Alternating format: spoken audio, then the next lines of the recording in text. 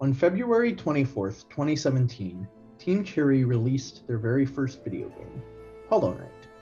Controlling a mysterious knight, you venture into the dying bug world of Hallownest, exploring caverns, meeting bug creatures, fighting insane boss fights, and dying. Dying a lot. Within Hollow Knight, you begin to unpack the secrets of Hallownest, this great kingdom fallen to ruin.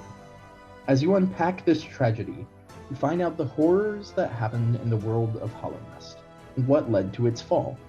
Through this story, you learn the allure of power, the failure of knowledge, the importance of emptiness, and why dark may be more important than light. In fact, this lore, this whole philosophy, is reminiscent of another in the real world. So reminiscent that I've decided I must unpack it. I'm Caden Taylor, and I'm here to tell you that Hollow Knight, the lore, the gameplay, its every being, is Daoist in nature. Before we get into how Hollow Knight is Daoist in nature, it's probably useful to understand the main ideas of Daoism. Daoism is an ancient Chinese philosophy, arising around the 6th century BCE, which emphasizes living in harmony with Tao, or the Way. It emphasizes peace and tranquility, as opposed to emotion and reason, emptying the mind so one can be a proper ruler when one makes decisions. It calls for one to change the world through inaction, to do without doing. Doing such, according to Daoism, will make you in line with the Tao, which permeates all things. Such are the lessons taught in two major works of Daoism, works which we will be able to refer to again and again in order to show how Hollow Knight portrays Daoism masterfully. The first work is Red Pine's translation of the Tao Te Ching, a work supposedly created by Lao Tzu, or the Old Master. The Tao Te Ching is a fundamental text for all of Daoism, and its 81 verses write on the relationship between the way, virtue, the heavens, the earth, kings, and their subjects. For example, in the Tao Te Ching, Zhu advises rulers to act without acting, or work without working, and to get rid of wisdom and reason, and the people will live 100 times better. It calls for people to empty their mind, get rid of emotion, get rid of desire, and find the way. The second work is an older work, full of aphorisms to teach rulers how to be physically and spiritually healthy, called Inward Training, whose writer is unknown. This writing, too, talks about the way and the importance of emptiness and tranquility for one's own health. It takes it to extremes as well, writing, "Without order, you will always be chaotic.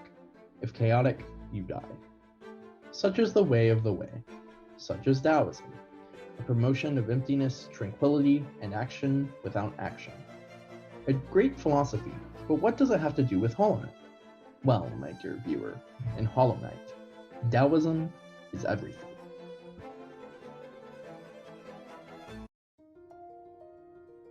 In order to understand this, we're going to specifically examine the plot of Hollow Knight, as put forth by several members of the Hollow Knight community, such as Mossbag. Spoilers will abound for the non-DLC endings of the game and general plot points, so if you do not want to be spoiled, go play the game right now and come back when you're done. The lore of Hollow Knight begins with just a bunch of bugs. Bugs without the ability to reason or think for themselves, along with moths, which worshipped a moth god known as the Radiance. One day, however, a new god came on the scene, known as the Pale King. With his godly bug powers, he gave all the ability of intelligence, giving them the power of reason and insight. Through this, he got all the bugs to worship him, including the moths, leading to the disappearance of the Radiance, and leading to the formation of his kingdom, Hallownest. Got it? It's a little confusing. The important thing to note here is that the king made a grave mistake giving bugs intelligence, if one listens to Daoist philosophy. After all, the Tao Te Ching states, "What makes the people hard to rule is knowledge. Who rules the realm with knowledge spreads evil in the realm." This foreshadows what was to happen next in the history of Hallownest. The bugs, with their intelligence and reason, got cocky, with the bugs of Hallownest gorging themselves on food, gluttonously making themselves weak. They overate, even as the Daoist warns that overfilling yourself with food will impair your vital energy and cause your body to deteriorate, as is stated in Inward Training. It is within this weakness that the moth god, the Radiance, struck again. After a statue of it being discovered by a bug, the Radiance was able to return through the minds and reason of the bugs, and it wanted revenge. It managed to control the entire kingdom of Hallownest through a hive mind which showed itself as an infection. And such, due to knowledge, the kingdom fell to this infection, just as Inward Training warned, saying, whenever the forms of the mind have excessive knowledge, you lose your vitality. But even that was not the end of the story. The king would not let his beautiful kingdom fall so easily. He contracted a plot to create a bug with a calm mind, a bug without any will, any hope, any dreams, any reason. A mind so empty could not be controlled by the Radiance. And such he created the vessels, part bug, part emptiness hybrids that could save the kingdom from infection. He chose one of them, called it the Hollow Knight, and used its emptiness to trap the Radiance and locked it away so nobody could stop it. This idea is inherently Daoist, as the king must have known the importance of emptiness. After all, the Tao Te Ching states, pots are fashioned from clay, but it's the hollow that makes a pot work. Yet, the king's plan failed. No being can be truly empty, just as in Daoism, no being can truly obtain the way. His child, the Hollow Knight, wanted to do their job well. They wanted to impress their father, the Pale King. As such, the Hollow Knight had a will, and thus, the Radiance had a way in. As such, the Radiance was able to infect the Hollow Knight, and the kingdom, this time, truly fell. Such begins the world of Hollow Knight when you start the game. You play as one of the vessels, seeing the kingdom in ruin, attempting to either trap the Radiance as yourself, or perhaps defeat the Radiance. You go through the world discovering all of this lore, until you eventually unlock the gate, and face the Hollow Knight yourself. And this, dear viewer, is when you find the true tragedy that knowledge and the lack of emptiness and oneness with the way has dealt to Hallownest. For the creature that the king made himself, the one that was half empty, half bug, still has knowledge and emotions, and it is deeply, deeply infected. This is the Hollow Knight boss fight. In order to truly understand the horror of this boss, we're just going to watch the final boss in full, while I discuss what's happening through a Daoist lens. Here we arrive to the Hollow Knight. Fighting him, you can see that he is leaking the infection that was caused by the Radiance. The infection caused by a lack of emptiness. The horror of what is happening may remind one to listen to Inward Training's advice of love and desire, still them. Folly and disturbance, correct them. Do not push it, do not pull it, lest we may end up like the tortured Hollow Knight.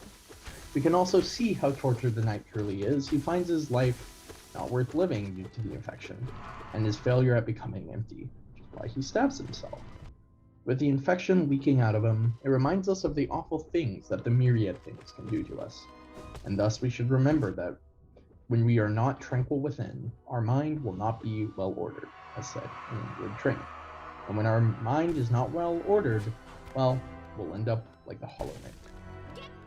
For if the knight had succeeded in his attempt at becoming empty, as said in Inward Training, stilling his attempts to imagine and conceive of his emptiness, relaxing his efforts to reflect on and control his emptiness, then he would not have ended up like this. In such, the player defeats the Hollow Knight, the soul tortured due to the sins of their father, and who failed to find the way. The player focuses in, meditating, letting limits be empty and the center be still, like they say in the Tao Te Ching. They take in the infection to themselves as follows.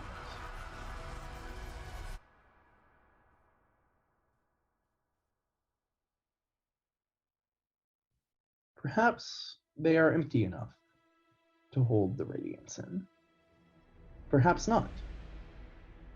The gate begins to close around them, following as the Tao Te Ching says, to close the gate, fill the edge, untie the tangle, and soften the light, where in this case, the light is the radiance.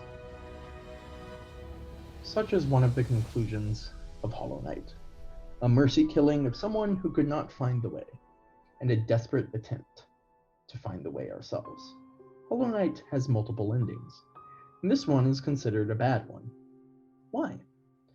Because even the player is not empty. They had to exert some will or action. Who is to say they would be any better at finding the Tao than the Hollow Knight? Who is to say they would be able to be a sage and find the way? This is the power of Hollow Knight through a Daoist lens. It allows us to look at ourselves and wonder if our knowledge, if our learning, if our emotions are what is making us tortured. Perhaps we should pursue emptiness instead, lest our metaphorical kingdoms fall around us.